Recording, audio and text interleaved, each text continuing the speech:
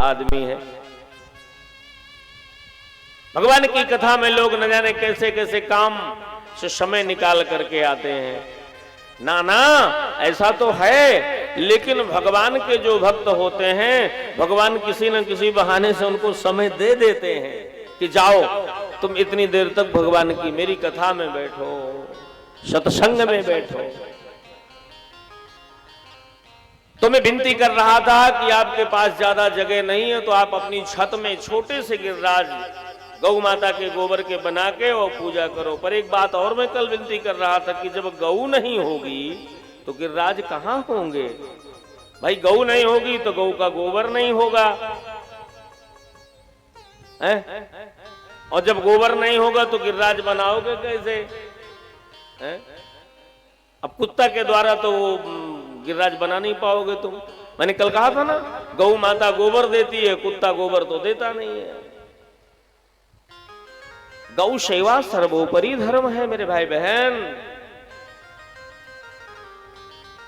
जिस घर में गाय होती है उस घर का वास्तु ठीक होता है, उस घर में कभी पितृ दोष नहीं होता है, उस घर में कभी वास्तु दोष नहीं होता है, उस घर में मेरे भाई बहन कभी ग्रह दोष नहीं होता है। आज हम लोग क्यों परेशान हैं? हमारे परिवार, गाय की सेवा हमने छोड़ दिया, गाय को रोटी देना हमने छोड़ दिया। हम ग्रह दोष से परेशान हैं, वास्तु दोष से परेशान हैं, कुल दोष से परेशान हैं, पितृ दोष से परेशान है। क्यों? इसका रीजन है, इसका कारण है कि गौ सेवा बंद हो रही है। जो गाय हमारी माता थी, जो हमारे आंगन में रमहाती थी साहब, जिसके डीले में हाथ फेरने से सारे देवी देवता प्रसन्न होते हैं, जिसकी पूंछ को पकड़ करके घुमा करके बच्चों की नजर झाड़ी जाती थी, गौ माता की पूंछ में हनुमान जी का निवास है। गौ माता की आंखों में एक आंख में चंद्रमा है और एक आंख में सूर्य है। गौ माता के गोबर में महालक्ष्मी का निवास है। पहले की हमारी बुजुर्ग माताएं सुबह 4 बजे भोर में गौ माता के गोबर को लेकर के दरवाजे ओरिया डालती थी, लीप देती थी, चौक बना देती थी। लक्ष्मी का अभाव नहीं होता था, उस घर में महालक्ष्मी की कृपा बरसती थी साहब। कमाने वाला एक था, पूरा घर खाता था। आज पूरा घर कमा रहा है, सब लोग बिजनेसमैन हैं, सब लोग सर्विस वाले हैं साहब, पर फिर भी पूरा नहीं पड़ रहा। 10-10 रुपए के लिए लोग मोहताज रहते हैं। हम जैसा करेंगे वैसा भरेंगे साहब। हमारे कर्मों का भोग कोई दूसरा नहीं भोगेगा ना। हम जैसा करेंगे प्रकृति वैसा हमारे साथ करेगी। प्रकृति का संरक्षण, प्रकृति का संवर्धन, मेरे भाई बहन, भगवान भी इस धरा में आए तो भगवान ने प्रकृति का संरक्षण किया, प्रकृति का संवर्धन कराया। मेरे भाई बहन, गिरिराज गोवर्धन की पूजा करा करके मानो भगवान ने प्रकृति बचाओ, पर्वतों को बचाओ, वृक्षों को बचाओ, नदियों को बचाओ, झरनों को बचाओ, कुओं को बचाओ, तालाबों को बचाओ। मेरे भाई बहन, भगवान का यह संदेश था कि प्रकृति अगर बचेगी तो हम बचेंगे, और प्रकृति अगर नहीं बचेगी, आज की कथा प्रकृति के नाम है, अगर प्रकृति नहीं बचेगी तो हम नहीं बचेंगे। हमें वो दिन दूर नहीं कि केदारनाथ के जैसे मेरे भाई बहन वो दुख हमें भी देखना पड़ सकता है, क्योंकि हम प्रकृति की अवहेलना कर रहे हैं। तो प्रकृति हमको छोड़ेगी?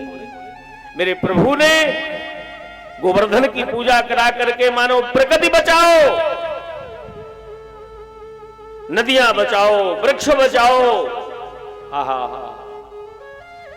झील बचाओ, झरने बचाओ, तालाब बचाओ, ये संदेश दिया मेरे प्रभु ने। भगवान ने मानवता का ज्ञान दिया, महामानवता का पाठ पढ़ाया है। बस इसी का नाम गिरिराज पूजा है, इसी का नाम गोवर्धन पूजा है। आज हमारी नदियां नहीं बच रही, आज हमारे वृक्ष नहीं बच रहे। एक हाईवे बन रहा है, करोड़ों वृक्ष कट गए, तो लगता है कि 200 की रफ्तार में गाड़ी जा रही है। अभी कोरोना काल आया तो लोग ऑक्सीजन के लिए तरस गए साहब, ऑक्सीजन के लिए, हवा के लिए। चूंकि वृक्ष हम काट रहे हैं, वृक्षों को हम लगा नहीं रहे हैं, तो ऑक्सीजन मिलेगी कैसे? अस्पतालों में बेड नहीं मिला, जमीन पर लोग, तब समझ में आया कि पैसा भी साथ नहीं देता है। हमारी औकात क्या थी ये पता चल गई। कोरोना काल में कोई नहीं था, एक दूसरे से लोग बात करना पसंद नहीं करते थे, बोलना पसंद नहीं करते थे, कुत्ते के जैसे लोग पड़े हैं अस्पतालों में। देख रहे थे आप लोग, हम लोग अपने घरों में जान बचाए थे। ऑक्सीजन का लेवल कम हो गया, डॉक्टर कहते थे, डॉक्टर्स। हाँ, तो ये जो हम कर रहे हैं, ये कथा से सीख लेके जाओ मेरे भाई बहन।